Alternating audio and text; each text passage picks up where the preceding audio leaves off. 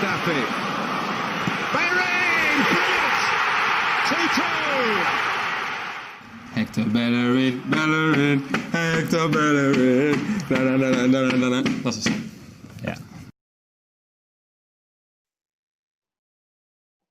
All right, good evening, everybody, or good afternoon, depending on where you are. Welcome to the latest edition of Saved by the Bellerin, the Arsenal football video podcast here in the Sports Talk Line Network. Joining you from the United States, I'm Raphael, and as always, joining me from London, our usual trio of miscreants, starting with Sam. Welcome back, Sam. Hello, mate. Hope you're well. I am well, thank you. A little warm here, but I am well. And also with us, Ryan. Welcome back, Ryan. Hello, mate. Glad to be back again. All right, rounding out the team is Dean. Welcome, Dean. Hello, mate. Glad as always to be here.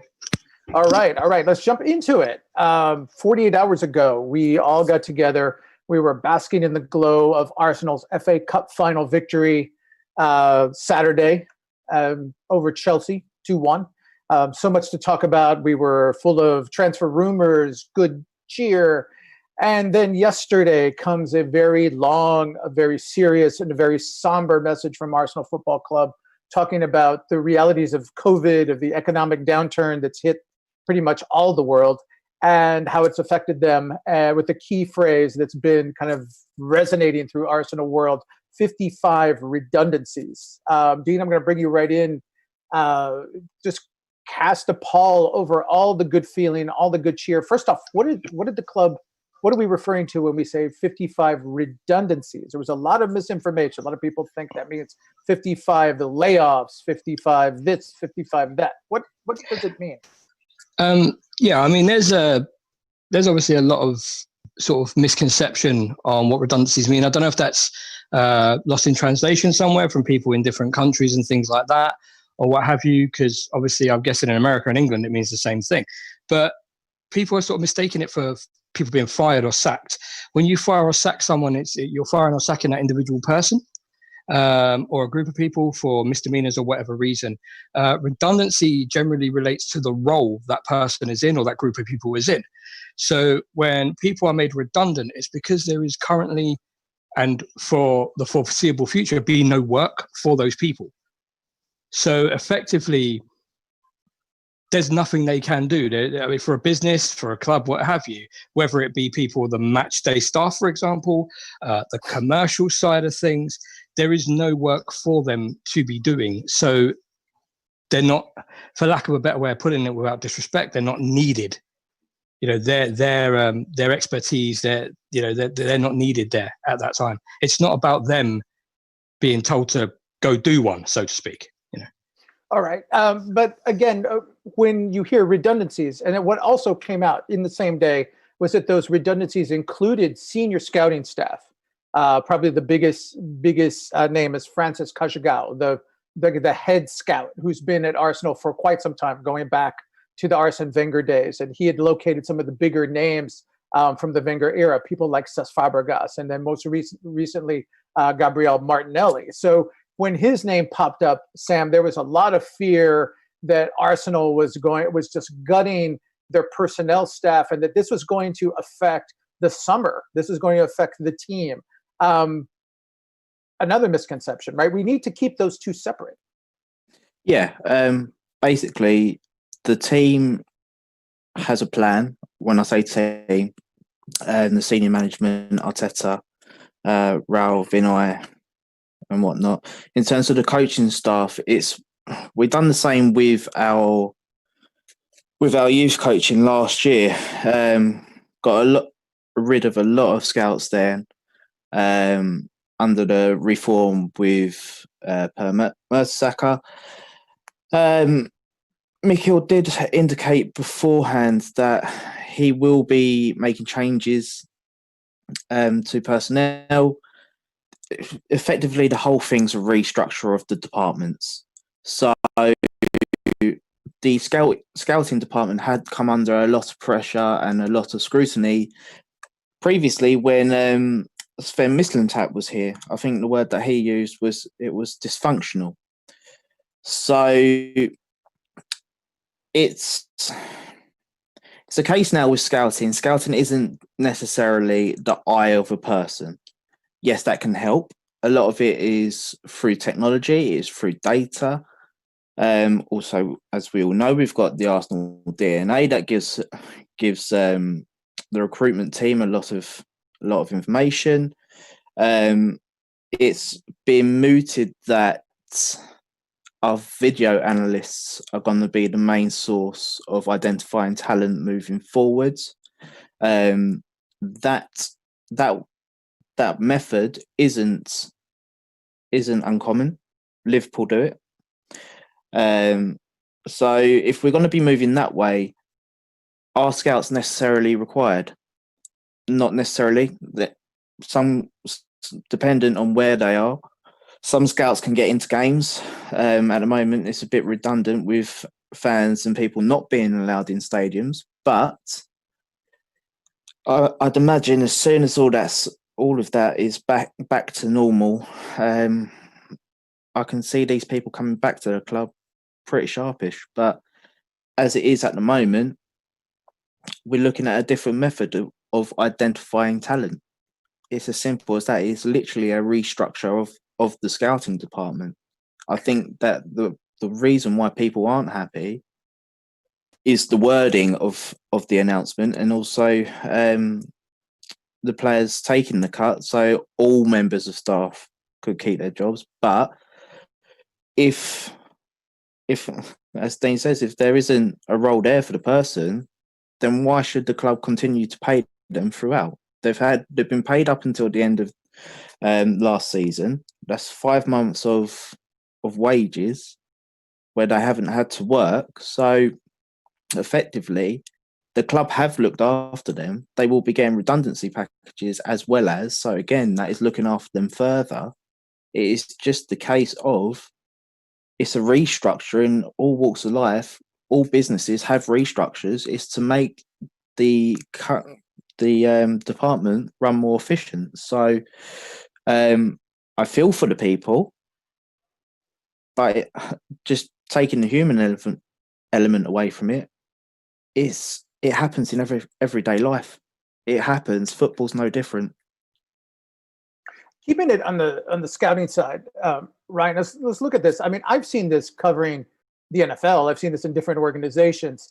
We also have to take a step back and realize that, this is the beginning now, not January when he was hired. Now is the beginning of the Mikel Arteta era.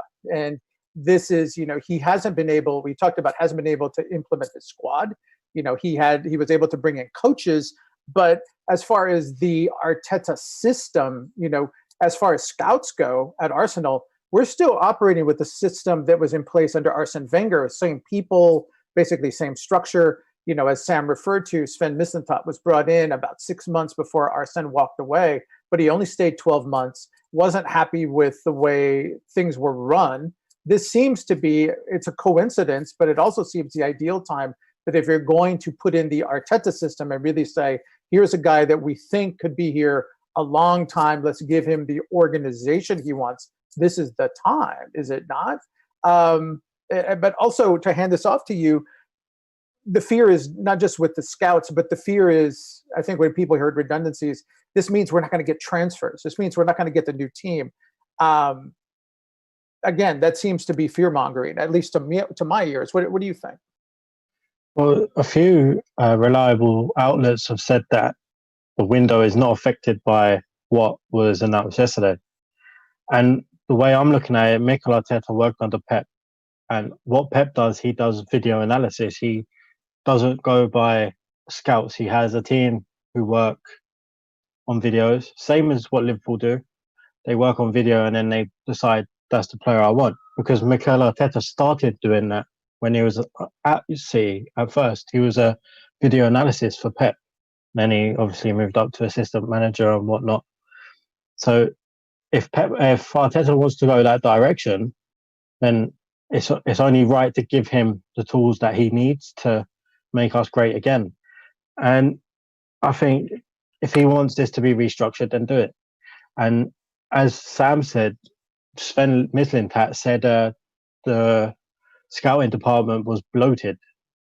So we had too many. We had too many scouts on the books. And I saw an interesting stat on numbers. Arsenal employ 200 more non-playing staff than both City and Spurs, even with the redundancies that happened yesterday. So we needed to trim that down because it doesn't work efficiently. It's to streamline the departments and make it work better for us. All right. So again, let's open the door. We were talking about transfers. We talked about 8-9 possible moves on the Tuesday pod. So I don't want to dampen any enthusiasm, but let's begin before we go to the possible names. Are they still with this guy? Are they still with Coutinho or still with that guy? Let's start in-house, because obviously priority one for Arsenal in the summer of 2020 is keeping Pierre-Emerick Aubameyang. Lots of news, Dean, trickling out midday that an extension might possibly be done. Yeah, I mean, as we've always said here, and as we've always been very confident that something's going to come up, and it's going to be great news. A lot of people today, I say a lot, a few outlets have come up with stories that we're on the brink of announcing Aubameyang's extension. I believe they were saying it was something along the lines of the 3 years. I think it was going into 2023. So the end of this year, the end of the season he had left, plus 2 more. And somewhere with add-ons and such going up to about 300k. This is what has been reported. But as I say, the good news, the good part of it is that everyone seems to be following suit now with the story that we are on that brink of announcements. And if you watch Auba on social media lately, the guy's on holiday right now, but he's still finding time to put screenshots of or pictures up of him and Arteta with the FA Cup. Put things up on Instagram of him still, holding the trophy, the FA Cup trophy, saying, "I'm still at the stadium, guys. What about you?" and things like that. And then we quote tweeting videos of him scoring the second goal, to secure us the FA Cup.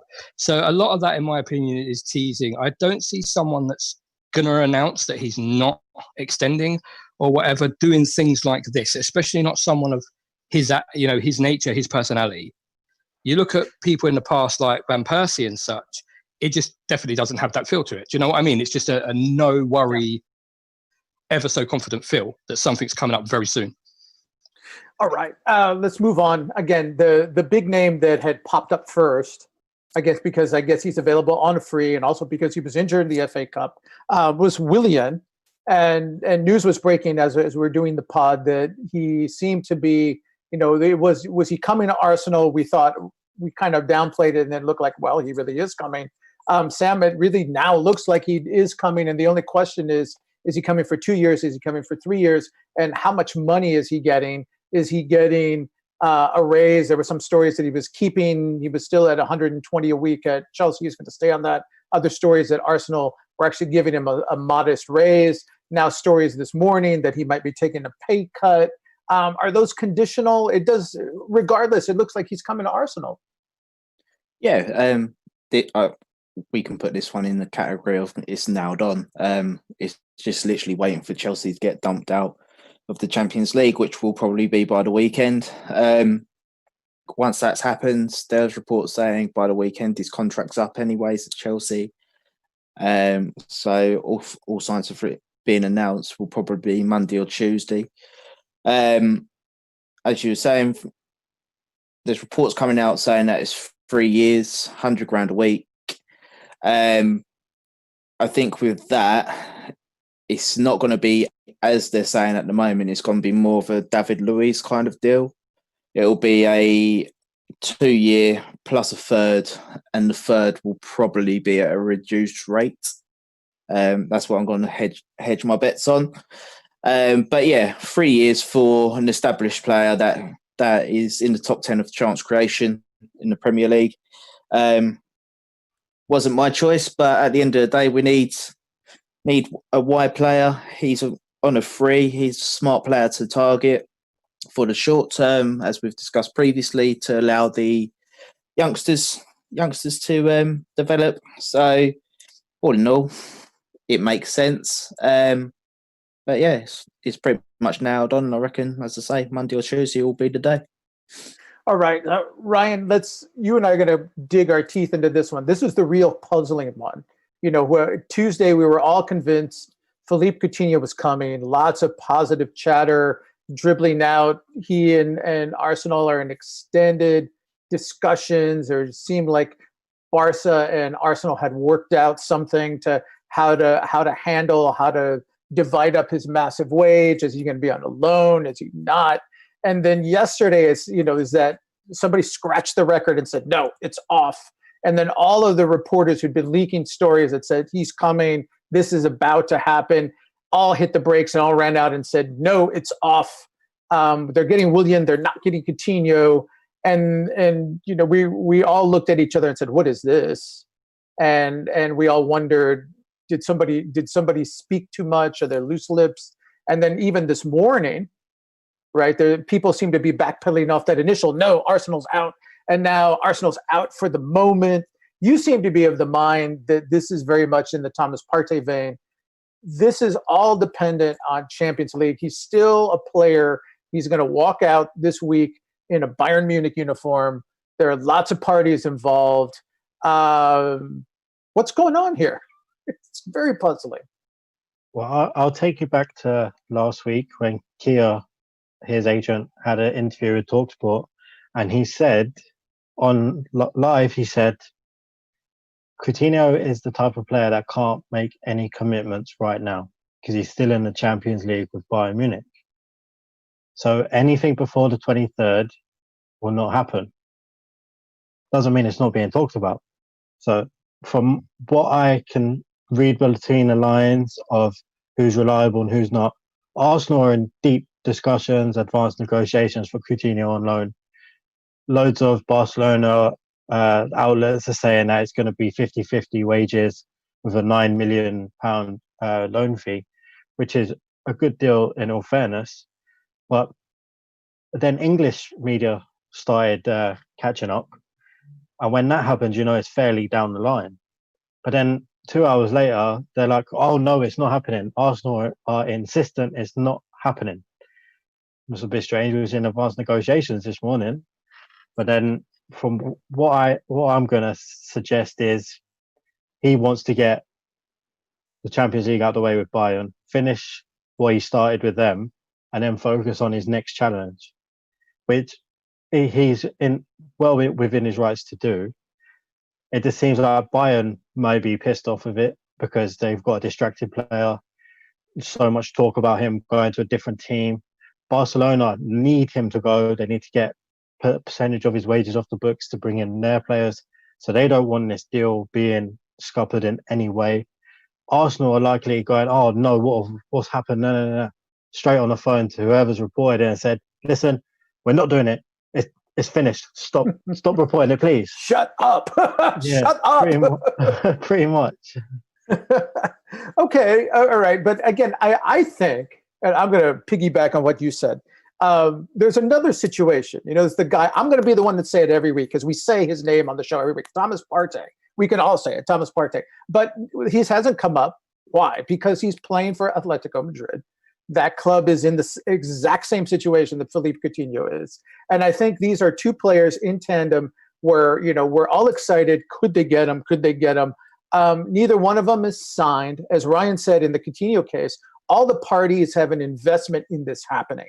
Barca definitely needs to have him moved on. Arsenal wants him. All indications are the player wants to go. And in Partey's case, there was a story in one of the big Spanish dailies over the weekend. I forget if it was Marca or Sport, but it was one of those two, talking about him, saying this is the defining summer for him at 2 points, that he's got to play in the Champions League, see if he could get Atletico Madrid back to a final and maybe to a championship, where they've lost 2 finals there recently, and saying his decision about Arsenal and whether he stays at Atletico Madrid or whether he comes to London, and pointing out 2 things: that A, he has a contract and has had a contract on offer for months that will double his current wages. But then secondly, and this is the defining part, he is, even though he's one of Atletico's most important players, one of their lowest paid starters.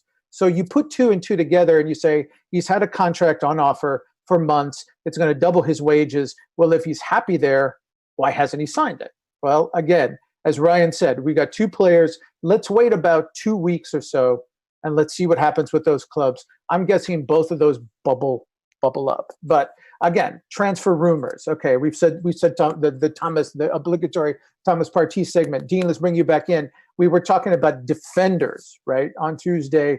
Again, this is another scenario we've kicked around a lot. Napoli comes in early. All the press is rushing in. They're going to get a player, and then Arsenal is nowhere to be heard. And then there's a shadow team, and we don't know who it is. And then a week later, here comes Arsenal. It's Arsenal, and then boom, Arsenal gets their player. We were joking this could be, Napoli early, Arsenal late, version 6.0. Here we are, right? Stories last 24, 48 hours. It's Arsenal, and I think it was France Blue or a couple of days ago saying they've jumped into the lead, and now other people have come in. It's happening, isn't it? Yeah, I believe it's happening. We've all believed it's happening, and I know we'll make a point of it as well. But boy down there, Ryan, he's been on it since day one.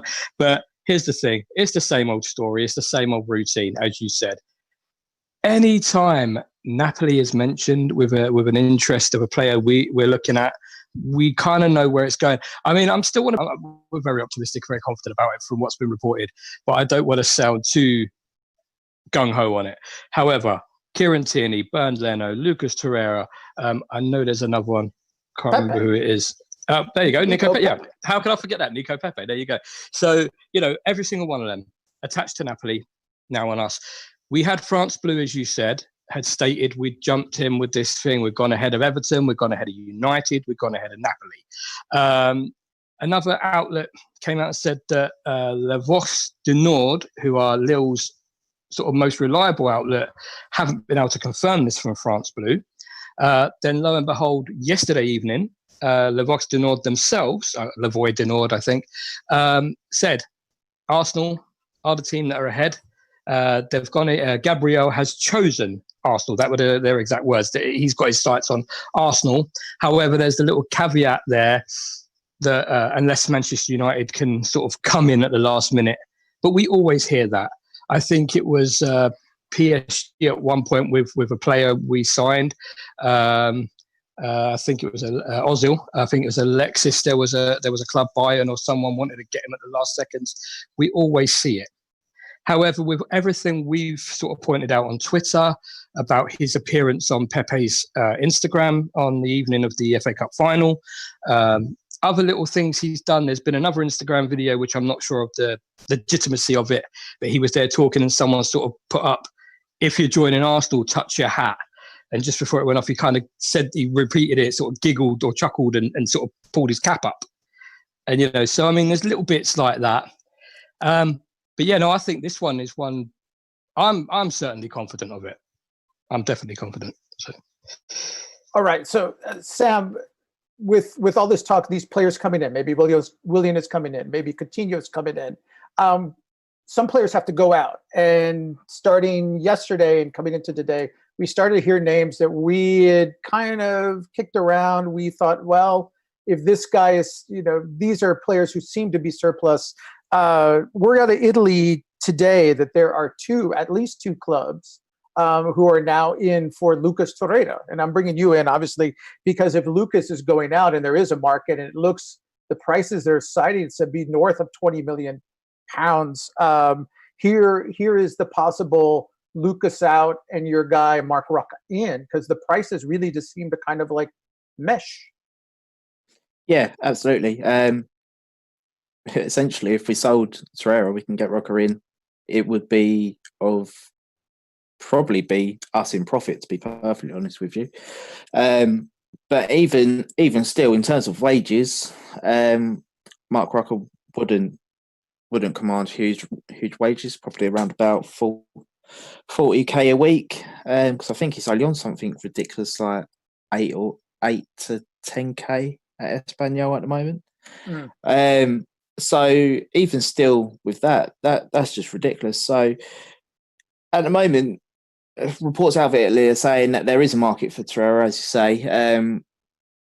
His old manager's just taken over Torino. There's reports saying that Fiorentina wants him, Milan wants him, and that up to 6 Italian sides want Lucas Torreira. So if is up to 6 sides that want him, the ball's in our court. We'll set a base fee and just let them battle it out between them. And we'll take whoever is the highest bidder, really. People can say that clubs in Italy aren't cash rich. It's true to an extent, but as we all know, deals are done over the course of a contract. So even still, even if it was between 20 and 30 million, that's what over 5. It's nothing over 5 years. So yeah, for me, Torreira leaving, that makes sense because he hasn't really had a look in to the side this season for various reasons between all 3 managers that we've had. At the end of the day, Mikel Arteta knows the type of profile he wants in that midfield. Tall, athletic, quick, good at passing, good with the ball at the feet, can dribble, athletic, able to get around the pitch, good in the air, defensive awareness, attacking prowess. Mark Roca, every single one of them, tick. For me, alongside Partey, that midfield, if it was just the 2, even add another one in, it's ridiculous already. So, one to keep an eye on. I think, as I said, we'll be hearing a lot more about this within the next week and a half, I'd imagine. All right, I want to stay with Roca because, again, that scenario comes up and a lot of people step in and say, well, we don't need Marc Roca. If Torreira goes out, they're going to sign Thomas Partey to fill that role. And we have Granit Xhaka, but I think you made it plain. Thomas Partey and Marc Roca don't play the same position. They're not the same style of player. And we saw it. The club leaned very, very heavily on Granit Xhaka down the stretch. You know, he was kind of the essential, kind of that rock player in the middle. But you don't want to have to go with 4 competitions coming up next summer and a short summer, putting all that pressure on him again, do you? No, definitely not. At the end of the day, rotation is going to be key next season. So for us to bolster our midfield options with players that are of varying degrees and have different specialities in midfield, that's what we need. And we need ones that will complement each other also. So at the end of the day, the midfield, as we all believe, is getting a massive overhaul, and Arteta will have various different options going into different games.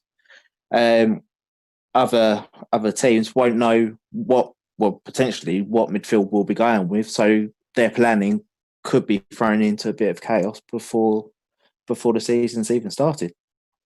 All right, Ryan, another name that we've talked about. In fact, it seems all the English papers were throwing his name out on Sunday, just the day after Arsenal won the cup. But that is Hector Bellerin, the guy whose name graces our show. But he was listed on that short list of possible players who could be sold if Arsenal need money. His name has come back up. It's kind of stayed out there through the week. Some stories in the last day or so that Roma might be interested in him. And that's intriguing because Roma was just sold. They have a brand new billionaire American owner. So, we were talking about Italian clubs maybe not having that much money, but if you have a new owner with deep pockets who's looking to make an impression, maybe the timing is right. Yeah, and you all know yourselves, I've been a massive, massive fan of Hector Bellerin. That's why we named the podcast after him, because I was such a big fan. But I think if we get a big bid for him, I can't refuse it. Anything over 35, I think, would be acceptable for me.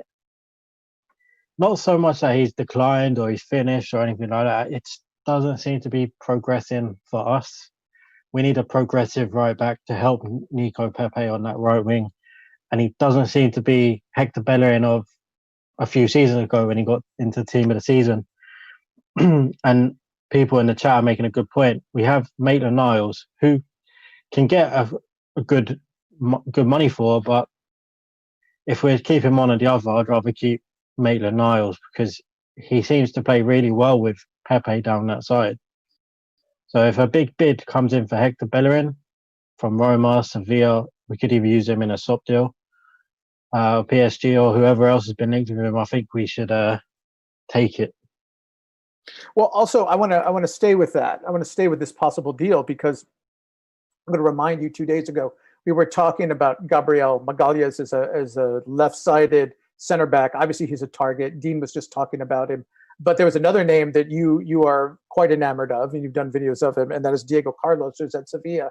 And we're still toying with the idea of could Arsenal go for both of these guys? And people look at the money and say, oh, there's no way. That's got a $65 million release clause at Sevilla. But again, we start doing the math, and we're going to put some charts up for you in a little bit to kind of show you how the math could wind up. But getting a big chunk of change, 35 million, as you say, for a guy like Hector Bellerin could go a long way of kind of swapping out and making that two center back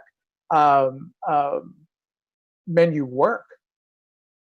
Oh yeah, you're completely right. If we can get 35 to 40 million, I remember a report I can't remember who it was from, but it said that Monchi at Sevilla wanted Hector Bellerin. Now, if we just say, well, we value him at 40 million, we'll give you 25 million for Diego Carlos, there's his release clause. I think we'd be stupid not to do it because, as I mentioned on the last pod, Diego Carlos is a monster. He is probably top 3 centre-backs in La Liga this season, just behind Sergio Ramos, and I don't know who else was in front of him, but he was definitely top 3. So I think we should, if we can, we should definitely consider using Hector Bellerin as a bit of bait there, as much as it has to say.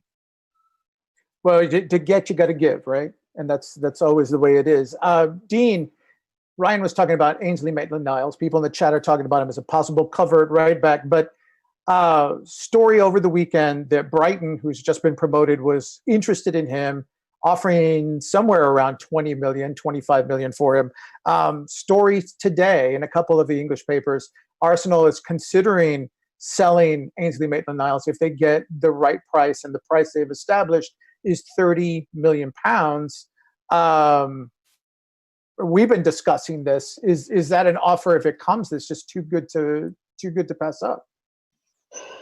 Yeah, I mean, I think it is. I mean, in all honesty, I do rate Ainsley.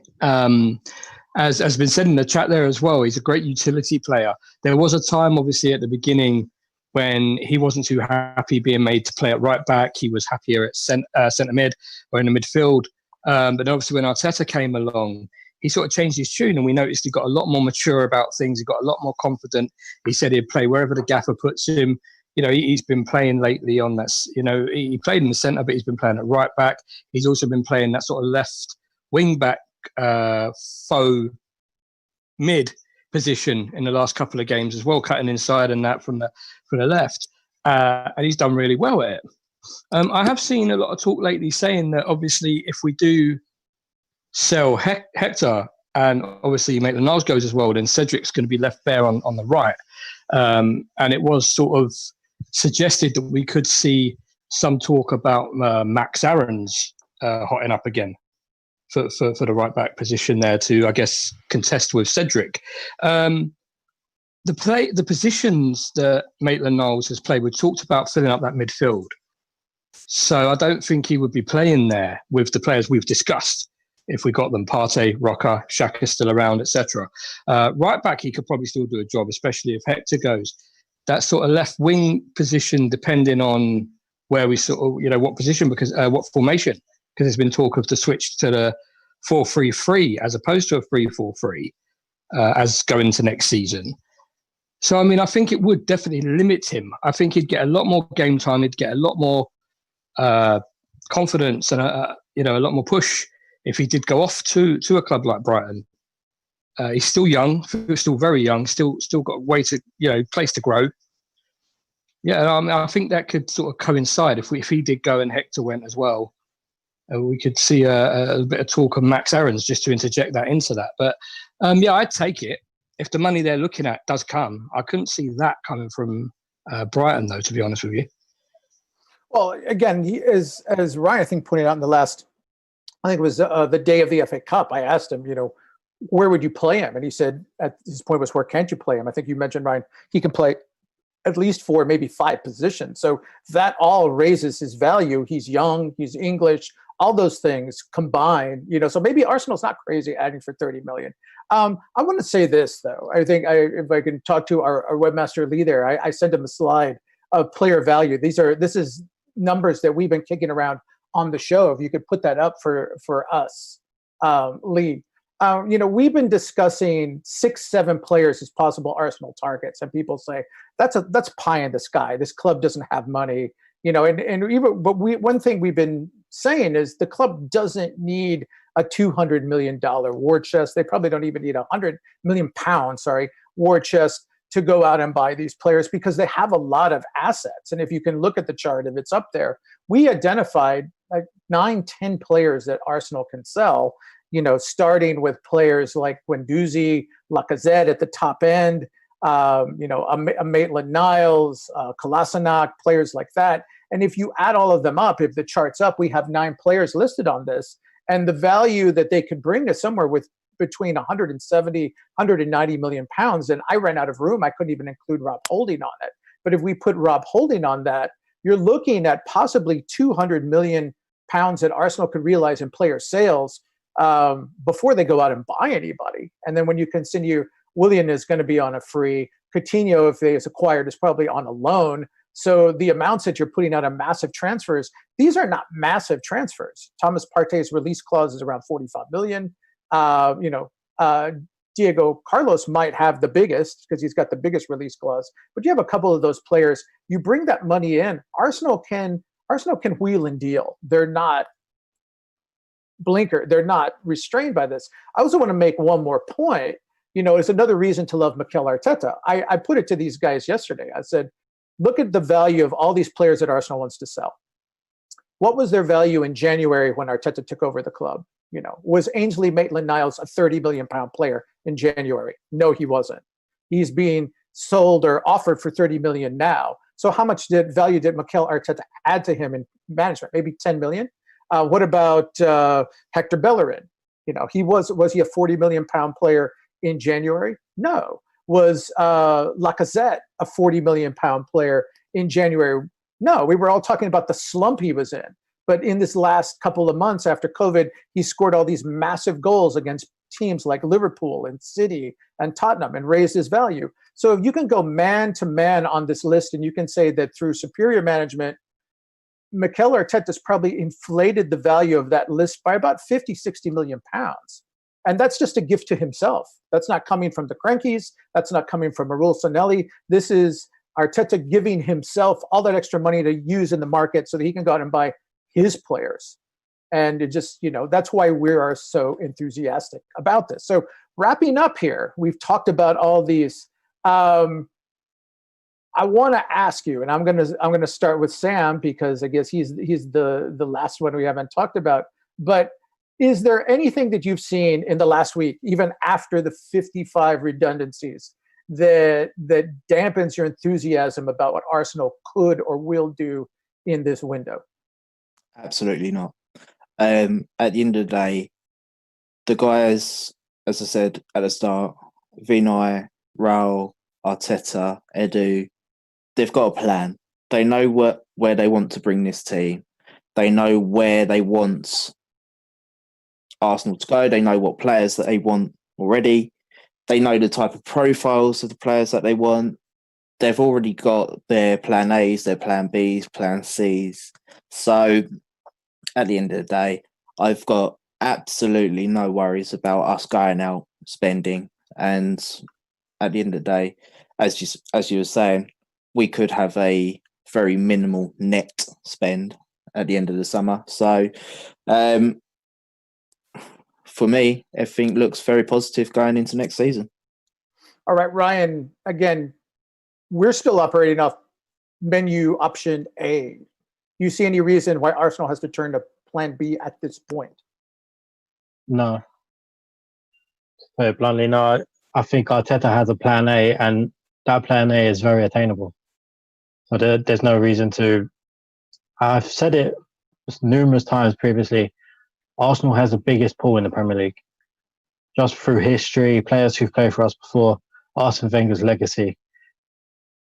Plan A, we don't need a plan B, really. Okay, and Dean, to add to what Ryan said, all those pools, all the history, the new manager, I was just praising him, he's adding to that pool, is he not? Yeah, no, absolutely. I mean, people aren't going to forget, what Wenger's done in the time he was here, but Arteta definitely. I mean, even pre-Wenger, just some of the players that have played for the club. But then coming forward now, you've got the past, you've got the present, and you've also got the future. Looking at Mikel Arteta, a lot of people, myself included, myself especially, didn't think that he would do.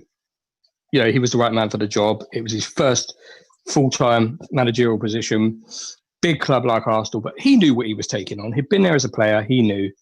And I mean, our worst ever finish in a very, very, very long time, and we still came out as FA Cup champions. We've still got European football next year. As Ryan said, just to echo you were saying about plan A, plan B, I didn't want to believe, I mean, I knew it sort of hindered on it, but I didn't want to believe that getting in Europe, et cetera, played a massive part. But I think it's pretty clear that getting that spot in Europe, winning the FA Cup, has sort of added some level of confidence. Not completely, but some level in terms of targeting players. So I think plan A has always been there, and plan A is where we are now. As Ryan said, there's no need for a secondary option. Arteta as manager, I think Edu as well, just to say, especially with some of the players we are going for, Brazilians, South Americans, that for the like, Edu being the technical director or what have you, is playing a big part as well. Okay, and just to wrap it up here, because we're, there's no more injury time here. We're in summertime. We're in the window. But let's take it back to where we started. We were looking at the first move. Probably it's not going to be Willian. The first move is probably going to be extending Aubameyang. Anybody want to offer a prediction of when we might see that? Let's start with you, Sam. Before the next pod? Yeah, but before the next pod, I'd say as early as possibly tomorrow, latest Monday. Ryan? Sorry, you cut out when you asked the question. What was the question? How will we see an Aubameyang extension by the time we reconvene for the next pod? Yeah, Monday. Okay. I've worked it out. What's your prediction? Sam says tomorrow. Ryan says Monday. What do you say? Well, Ryan actually came up with a good theory, and I kind of want to play on that. As Arsenal have been doing the top 3 player of the seasons, and I don't know if this is why Ryan's figured this out in his head now, because I don't know if they're going to do both tomorrow, because we had Saka as number 3, and I feel obviously Bernd Leno is going to be number 2, and then they're going to announce Aubameyang as player of the season with this intro video we've all been discussing, the video we couldn't work out what it was for. But I think that's it. I think that's where Ryan said now that he's worked that out, because they're probably going to do Leno tomorrow and then let us stew over the weekend but for me, that doesn't make sense, because we obviously know Aubameyang is going to be number 1.